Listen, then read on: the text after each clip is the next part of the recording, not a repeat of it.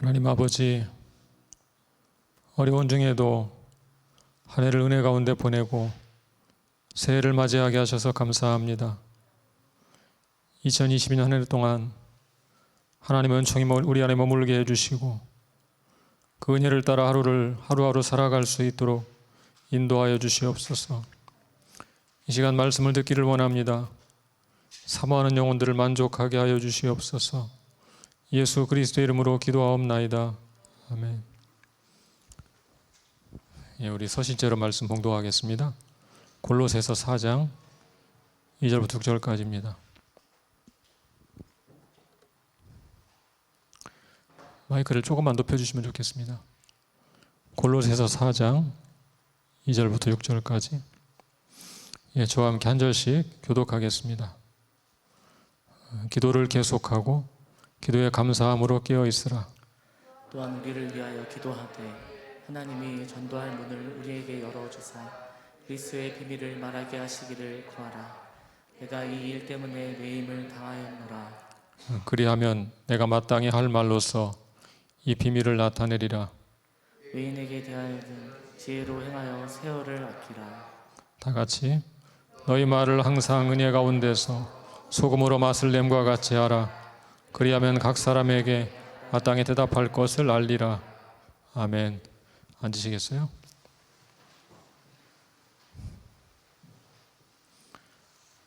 올해 설교 계획을 조금 말씀을 드리고 오늘 설교를 시작하도록 하겠습니다. 올해는 누가복음 강해를 잠시 중단하고 매일 성경 본문을 따라서 주일 설교를 하려고 합니다. 매일 성경에 주일 말씀으로 설교한다는 뜻은 아니고 한 주간 묵상한 말씀 중에서 꼭 필요한 말씀이라고 생각되는 것을 정해서 그 말씀을 본문으로 말씀을 전하려고 합니다. 그렇게 하는 이유는 요즘 코로나 상황이 3년째 지금 시작이 됐는데요.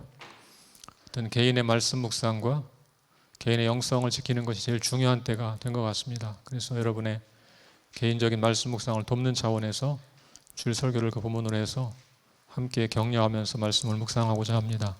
또 그렇게 하면 여러분이 목장에서나 또 소그룹에서 말씀 묵상을 나눌 때도 유익하지 않을까 그런 생각이 듭니다. 묵상을 해오신 분들은 계속해서 새로운 마음으로 하시고 또 아직 하지 않고 있던 분들은 이번 기회에 새로운 마음으로 좀 말씀 묵상할 수 있는 그런 기회가 되면 좋겠습니다. 2000년대 들어와서 한국 교회 사회적 신뢰도가 급격히 하락했습니다. 담임 목사 세습 문제, 목회자의 성범죄, 교회 재정 비리 등 연달아 터지면서 한국 사회는 교회를 불신의 눈으로 바라보기 시작했습니다. 올해 코로나 상황에서 보여준 한국교회 모습은 그런 불신을 더욱 심화시켰습니다. 잊을만 하면 한 번씩 교회를 통한 집단 감염이 발생했습니다. 물론 대다수의 교회들은 적극적인 방역으로 감염자가 거의 발생하지 않았습니다. 우리 교회도 지난 여름 어려운 시간을 보냈지만 감사하게도 대규모로 확산되진 않았습니다. 많은 교회들이 방역당국의 시책에 협조했습니다. 코로나로 어려운 상황에 처한 이웃을 돌아보는 일에도 많은 교회들이 적극적으로 참여했습니다. 우리 교회도 역시 방역을 철저히 하면서 이웃을 돌아보는 일에도 게으르지 않았습니다. 어떤 교회들은 교회를 향한 사회의 불신이 억울하게 느껴질 것입니다. 대다수의 교회들은 잘하고 있다고 항변하고 싶을 것입니다. 그렇지만 이런 태도는 교회의 공교회성을 간과하는 데서 나오는 것입니다. 개교회도 중요하지만 한국교회 전체가 더욱 중요합니다. 그래서 사도신경에도 거룩한 공교회를 믿는다 그런 고백이 담겨 있는 것입니다. 우리 교회만 잘하면 되는 것이 아닙니다. 한국교회 문제를 우리의 문제로 생각하고 함께 협력하여 대응해야 합니다. 그런 면에서 지금 우리는 추락한 한국교회 신뢰도를 우리 자신의 문제로 생각하면서 함께 아파해야 합니다. 동시에 이런 시대에는 우리 그리스도인들이 어떻게 살아야 할까 많은 고민을 해보아야 합니다. 어떻게 살아야 할까요? 오늘 본문의 말씀은 그런 우리의 물음에 대해 나름의 해답을 제시하고 있습니다.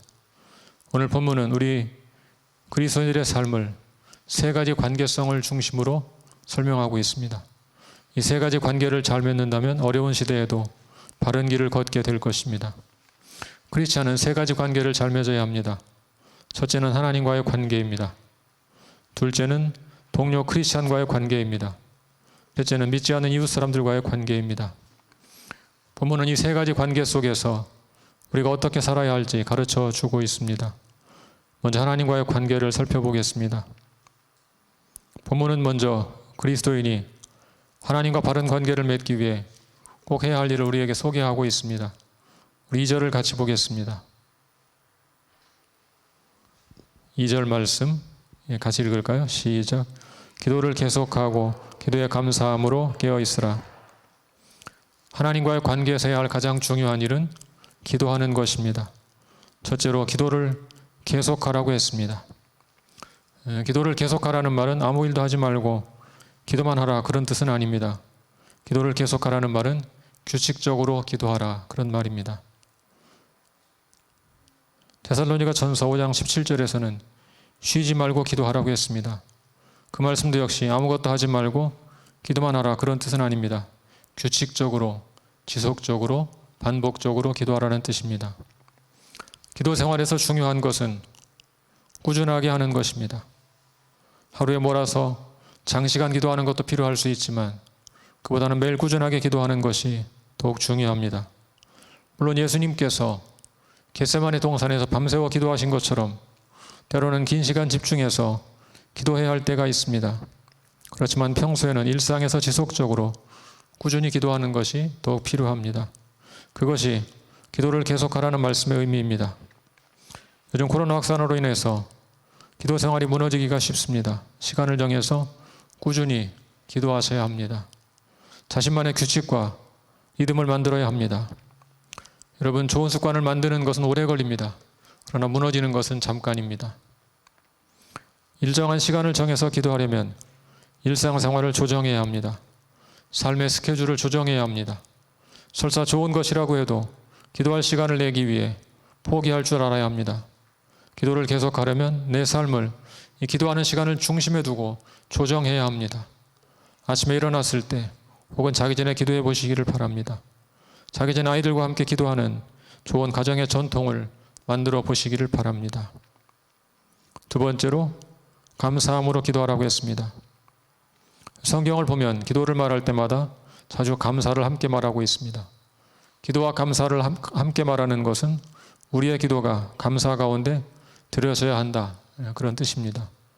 왜 우리가 기도할 때마다 감사해야 할까요? 그 이유는 우리가 말할 수 없는 은총을 입었기 때문입니다. 우리는 허물과 죄로 죽은 자들입니다. 그런 우리를 죄와 사망에서 살려주셨습니다. 그 한 가지만 생각해도 우리는 일평생 감사하며 살아야 합니다. 여러분의 기도를 가만히 돌아보시기를 바랍니다. 나의 기도는 주로 감사하는 마음으로 드리는 기도인가 아니면 원망 가운데 드리는 기도인가 돌아보시면 좋겠습니다. 너무 힘들면 감사가 잘 안 나올 때도 있습니다. 그러나 구원의 은혜를 되새기면 사실은 감사 기도를 드리지 않을 수가 없는 것은 분명합니다. 세 번째로 깨어있으라고 했습니다. 깨어있으라는 말의 뜻이 무엇인지 정확히 알기는 쉽지 않습니다. 우선 문자적으로 잠을 자지 말고 깨어있으라 그런 말이 아닌 것은 분명합니다. 이 말은 당연히 영적으로 깨어있으라는 말입니다. 그렇다면 영적으로 깨어있으라는 말은 구체적으로 무슨 뜻일까요? 주석가 그레고리 비일은 유혹에 빠지지 않도록 깨어있으라 라는 말이라고 주석했습니다. 비일의 주석도 의미가 있습니다. 신약 성경에서 깨어있으라는 말은 주로 유혹과 관련된 말이었습니다. 그런 시각으로 볼 때 유혹에 빠지지 않도록 깨어있으라 그렇게 해석하는 것도 의미가 있습니다. 그렇지만 여기서 깨어있으라는 말이 기도에 관한 말씀과 함께 나오는 것을 잊지 말아야 합니다. 그렇다면 기도할 때 깨어있는 것이 무엇일까요? 이 말을 잘 이해하기 위해서는 기도할 때 깨어있지 않은 것이 무엇인가를 생각해 볼 필요가 있습니다. 깨어있지 않은 기도는 내용도 잘 모른 채 그저 습관처럼 주문처럼 기도하는 것, 그런 것을 가리킵니다. 그렇게 본다면 깨어있는 기도는 내가 무슨 말을 하는지 아는 기도, 그 정신을 바짝 차리고 하나님의 임재 안에서 근신하는 마음으로 드리는 기도, 라고 할 수 있습니다. 기도할 때는 전능하신 하나님 앞에 서 있다는 코람데오의 마음가짐으로 정신을 차리고 해야 하는 것입니다.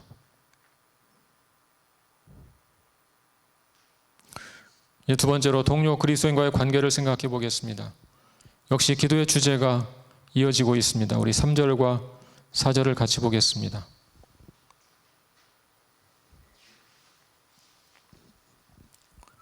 3절과 4절 같이 읽을까요? 시작.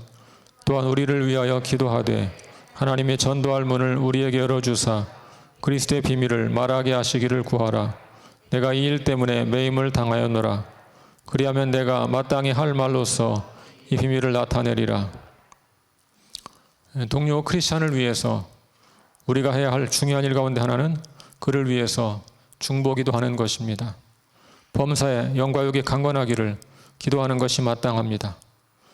본문은 바울이 골로새 교회 성도들에게 기도를 부탁하고 있는 것입니다. 이때 바울은 감옥에 있었습니다.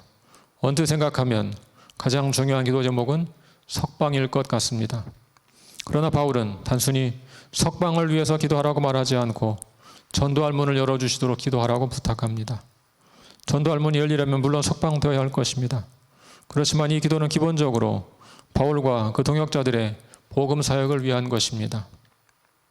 바울은 하나님의 전도할 문을 열어주셔서 그리스도의 비밀을 말할 수 있도록 기도해달라고 부탁하고 있습니다. 여기서 그리스도의 비밀은 복음의 메시지를 가리킵니다. 바울은 골로새 교회 성도들에게 간절히 중보기도를 부탁합니다. 하나님의 전도의 문을 열어주셔서 복음의 메시지를 전할 수 있도록 기도를 부탁합니다. 믿음의 동역자를 위해 해야 할 것 가운데 가장 중요한 것이 바로 서로의 사역을 위해서 기도하는 것입니다. 예를 들어 어느 성도가 직장 동료에게 복음을 전하려고 한다면 그 복음 사역을 위해서 기도하셔야 합니다. 목장 식구가 고향에 계신 부모님께 복음을 전하려고 한다면 온 목장 식구들이 그를 위해서 중보기도해야 합니다. 그가 복음 사역을 잘 감당할 수 있도록 함께 기도하는 것이야말로 우리가 해야 할 가장 중요한 사역인 것입니다. 그렇게 되면 하나님께서 우리 기도를 사용해서 일하실 것이고 그 영혼이 주께로 돌아올 것이며 우리는 우리가 한 몸이라는 사실을 깊이 경험하게 될 것입니다. 이제 마지막 세 번째로 믿지 않는 이웃과의 관계를 생각해 보겠습니다. 믿지 않는 사람과의 관계에서는 어떻게 살아야 할까요? 5절, 6절을 같이 보겠습니다. 5절, 6절. 5절, 6절 같이 읽겠습니다. 시작. 외인에게 대해서는 지혜로 행하여 세월을 아끼라. 너희 말을 항상 은혜 가운데서 소금으로 맛을 냄과 같이 하라. 그리하면 각 사람에게 마땅히 대답할 것을 알리라. 여기서 외인은 믿지 않는 사람을 가리킵니다. 믿지 않는 사람에 대해서 어떻게 하라고 했습니까? 첫째로 지혜로 행하여 세월을 아끼라고 했습니다. 믿지 않는 사람에게 복음을 전하려면 행동을 지혜롭게 해야 합니다. 때로는 무분별한 열심이 무례를 범하게 되고 오히려 전도의 문을 막는 경우도 많습니다. 그러므로 지혜롭게 행동해야 합니다. 세월을 아끼라, 그 말은 기회를 잘 잡으라는 말입니다. 믿지 않는 사람들과 관계할 때는 그 사람에게 복음을 전하기 위해 기도로 준비하고 기회를 얻기를 힘써야 합니다. 복음을 전하려면 좋은 기회를 잡아야 합니다. 살다 보면 하나님께서 전도할 대상자의 마음을 여신다, 그런 생각이 들 때가 있습니다. 갑자기 교회에 대해서 관심을 가지고 질문할 때가 있습니다. 인생이 허무하다고 하소연할 수 있습니다. 그런 때가 바로 복음을 전할 기회입니다. 지혜롭게 행해서 그런 전도할 기회를 잘 잡아야 하는 것입니다. 두 번째로 너희 말을 항상 은혜 가운데서 소금으로 맛을 냄과 같이 하라고 했습니다. 이런 말씀이 나오게 된 배경을 생각할 필요가 있습니다. 초대교회 성도들은 핍박받는 소수였습니다. 잘못하면 사회에서 고립되어 믿지 않는 사람들을 아예 접촉하지 못하게 될 가능성이 있었습니다. 그런 상황이기 때문에 내 신앙을 지키기 위해서 차라리 믿지 않는 사람들과 담을 쌓고 사는 길을 택할 수도 있습니다. 그렇지만 바울은 그렇게 권면하지 않습니다. 오히려 바울은 그럴수록 더욱 지혜롭게 믿지 않는 사람들과 좋은 관계를 맺으라고 권합니다. 오늘날도 내 신앙을 지킨다는 이유로 아예 세상과 담을 쌓고 살아가는 사람들이 있습니다. 그것은 바람직한 태도가 결코 아닙니다.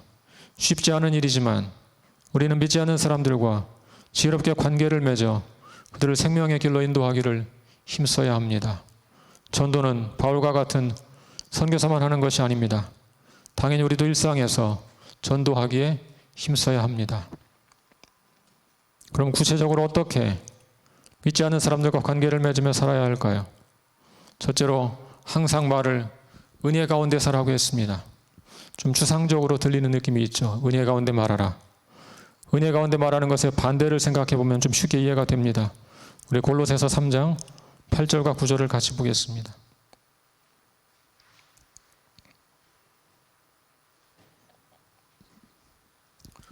골로새서 3장 8절 9절 우리 같이 읽을까요? 예, 시작. 이제는 너희가 이 모든 것을 벗어버리라. 곧 분함과 노여움과 악의와 비방과 너희 입에 부끄러운 말이라. 너희가 서로 거짓말을 하지 말라. 옛사람과 그 행위를 벗어버리고. 이 말씀이 가리키는 것을 반대로 말하면 그것이 바로 은혜 가운데서 말하는 것입니다. 우리는 분함과 노여움의 말 대신에 부드럽고 상냥한 말을 해야 합니다. 악의와 비방의 말 대신에 칭찬하고 격려하는 말을 해야 합니다. 부끄러운 말, 음담패설 대신에 건전한 말을 해야 합니다. 또한 거짓말 대신 진실을 말해야 합니다. 그것이 바로 말을 은혜 가운데서 하는 것입니다. 둘째로 말을 할 때는 소금으로 맛을 냄과 같이 해야 합니다. 무슨 뜻일까요? 이것도 역시 거꾸로 생각하면 쉽게 이해가 됩니다. 소금으로 맛을 낸 말의 반대가 뭐겠습니까? 무미건조한 말이죠. 무미건조한 말. 그럼 무미건조한 말의 반대가 뭘까요? 적당한 유머와 재치가 있는 말이 될 것입니다. 너희 말을 은혜 가운데서 소금으로 맛을 냄과 같이 하라. 이 말은 매력이 있고 품이 있는 말, 심지어 유머와 위트가 담긴 말, 듣기에 맛깔나는 말을 하라. 그런 뜻인 것입니다. 여러분, 믿지 않는 사람들이 교회에 대해서 비난할 때 결코 맞서 싸우려고 하지 마십시오. 오히려 정중하고 예의 바른 태도로 사과하십시오. 가벼운 접촉사고 났을 때 욕하며 싸우지 말고 예의 바른 태도로 대화하십시오.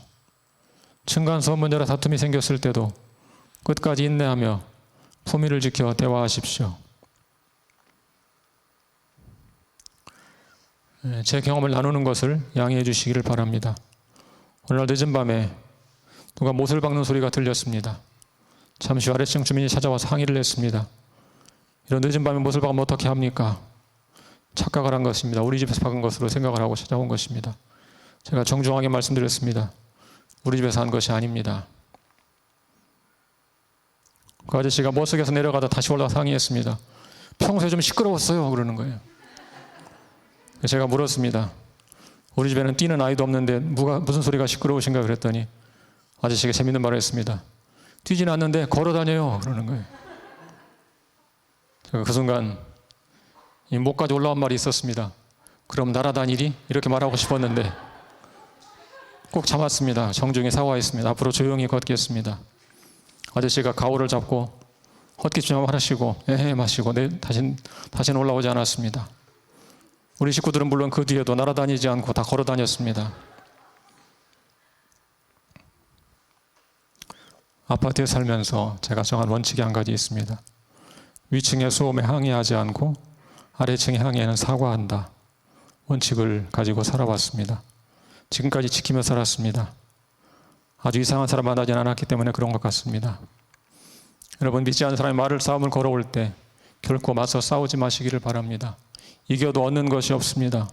때로는 가벼운 유머나 위트로 넘기는 지혜가 필요합니다. 그런 말이 바로 은혜 가운데서 소금으로 맛을 낸 말입니다. 왜 우리가 이렇게 말해야 합니까? 당시 골로새 교회 성도들은 그 사회의 소수자였습니다.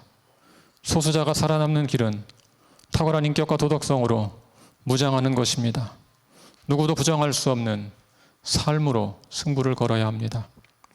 한국 사회에서도 서서히 기독교인들이 소수자가 되어가고 있습니다. 학교에 계신 분들은 이 말이 무슨 말인지 잘 알 것입니다. 대학이나 중고등학교에서 학생들은 자신을 기독교인이라고 밝히는 것을 매우 꺼려합니다. 우리가 고등학생 때는 이런 분위기가 결코 아니었습니다. 저희는 교내 기독교 동아리를 만들어서 공개적으로 활동을 했습니다. 꾸준히 이를 도맡아 해서 칭찬을 많이 들었습니다. 교내 합창 경연대회에서는 성가를 부르는 경우가 많았습니다. 주로 시내 각 교회 성가대 활동하는 친구들이 지휘를 하고 곡중 솔로를 했었습니다. 지금은 기독교 학생들이 드러내지 않고 숨어 지내는 경우가 많다고 합니다. 심지어 미션 스쿨에서도 그렇다고 합니다. 지금 한국 사회에서는 우리 기독교인들이 소수자인 경우가 많습니다. 다수자일 때도 물론 삶의 본이 필요하지만 특히 소수자가 복음을 전하려면 더욱 삶의 본이 필요합니다. 또한 지혜가 필요합니다. 사회에서 고립되지 않고 소통하려면 지혜롭게 말하는 법을 배워야 합니다. 그래서 은혜 가운데서 소금으로 맛을 냄과 같이 하라, 그렇게 말씀한 것입니다. 그러면 각 사람에게 마땅히 답할 것을 알게 될 것이라고 했습니다. 당시 그리스도인들은 적대적 환경에 살고 있었기 때문에 믿지 않는 사람들의 도전에 대비해야 했습니다. 여기서 대답할 것이란 복음을 전하는 것을 가리킵니다. 지혜로운 삶의 태도와 언어로 믿지 않는 사람과 좋은 관계를 맺으면 복음을 전할 기회를 얻게 될 것이라는 말입니다.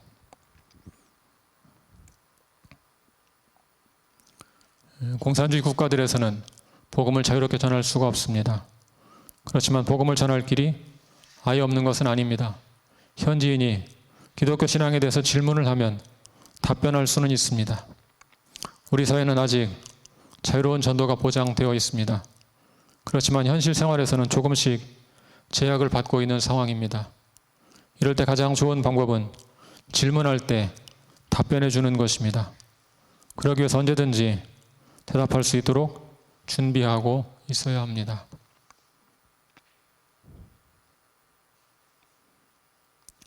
사랑하는 성도 여러분, 지금 한국 교회는 매우 어려운 때를 맞이하고 있습니다. 코로나가 확산되는 과정에서 일부 교회들이 미숙하게 대응하면서 교회 사회적 신뢰도가 점점 추락하고 있습니다. 갈수록 전도하는 것이 어려워지고 있습니다. 그렇지만 복음을 전하는 일은 결코 포기할 수 없는 우리의 사명입니다. 우리가 얻은 새 생명의 기쁨을 우리만 누리고 말 수는 없습니다. 그럼 어떻게 복음을 전해야 되겠습니까?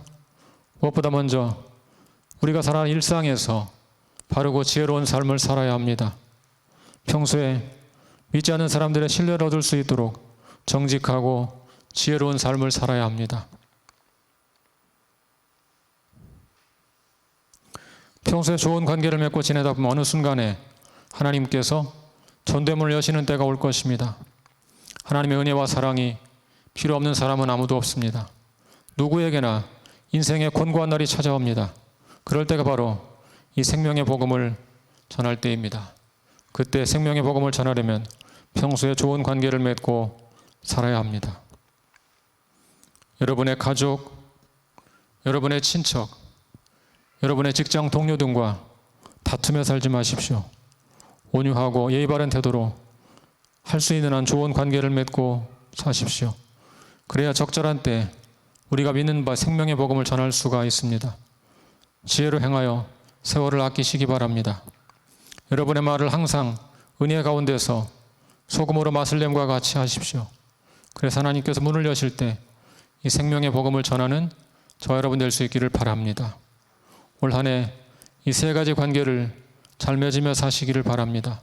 첫째로 하나님과 관계를 잘 맺기 위해 깨어 기도하시기를 바랍니다. 정기적으로 기도하는 습관을 들이십시오. 둘째로 믿음의 가족 간에 서로 간절히 중보하시기를 바랍니다. 특별히 믿지 않는 가족이나 친구에게 전도하려고 할 때 복음의 문을 활짝 열어주시도록 영혼 구원을 위해 기도하시기를 바랍니다.